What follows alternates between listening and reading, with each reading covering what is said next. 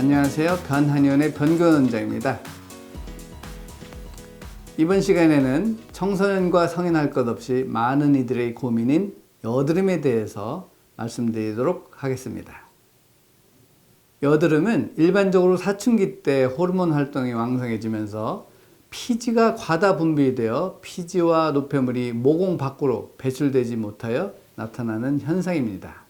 그래서 여드름은 병이지만 청소년기에 잠시 발생하고 자연히 사라지는 경우가 많아서 일상생활에 지장이 없는 피부질환으로 분류되어 있어서 의료보험이 청구가 되지 않도록 제외되어 있는 질환 중 하나입니다. 하지만 문제는 성인이 되어도 여드름이 발생한다는 것입니다. 성인 여드름은 호르몬만의 문제가 아니기 때문에 원인도 다양하고 치료도 어렵습니다.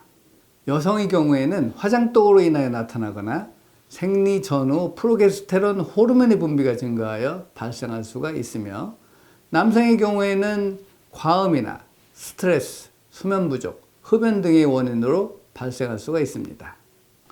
보통 성인의 경우 여드름이 생기면 레이저 치료나 피부 마사지로 관리를 받거나 항생제를 투여하여 증상이 완화되기를 기대합니다. 그러나 레이저 치료를 받아도 항생제를 먹어도 치료가 되지 않는 분들이 있습니다. 이런 분들은 선천적으로 피부가 나쁜 체질이니 평생 관리를 받아야 된다는 생각에 치료를 포기하는 분들도 많습니다.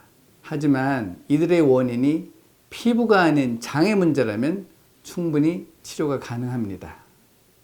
장이 건강해야 몸이 건강해진다는 말을 많이 들어보셨을 겁니다.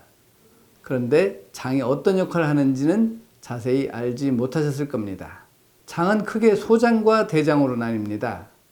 그중 소장이 소화, 흡수, 면역, 세포 생성, 호르몬 분비와 각종 중요한 역할을 합니다.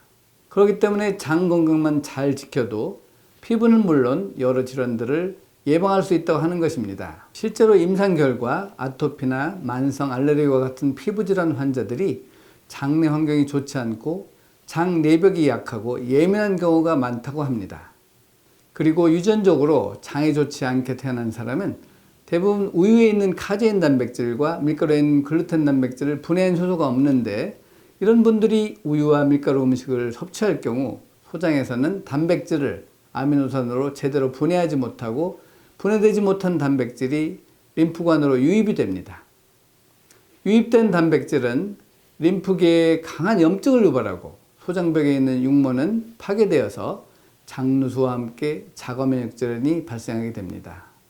이렇게 되면 여드름뿐만 아니라 아토피, 건선, 백납 등의 피부질환과 같은 것이 생길 수가 있고, 더불어 고혈압, 당뇨, 고지혈증과 같은 증상도 나타날 수가 있습니다. 그렇기 때문에 우유와 밀가루 음식을 먹을 때마다 피부에 트러블이 많이 생긴다면 밀가루, 우유 섭취를 제한해 주시는 것이 아주 좋습니다. 그리고 여드름 치료를 위해 항생제 복용도 많이 하실 텐데요. 항생제는 염증을 치료하는 대명사로 많이 알려져 있지만 유해균뿐만 아니라 우리 몸에 필요한 장내 유익균까지 모두 죽이기 때문에 오래 복용하다 보면 더 악화되는 경우가 있어서 항생제 복용도 주의해 주는 것이 좋습니다. 목 디스크로 두통이 생긴 사람이 두통약을 아무리 먹어도 치료가 되지 않는 것처럼 결국 장의 문제로 생긴 여드름 또한 아무리 피부에 좋은 약을 섭취하거나 피부에 좋은 약품을 발라도 소용이 없으니 여드름 치료를 해도 낫지 않는다면 꼭 장의 상태를 파악한 후에 치료를 하시기 바랍니다. 감사합니다.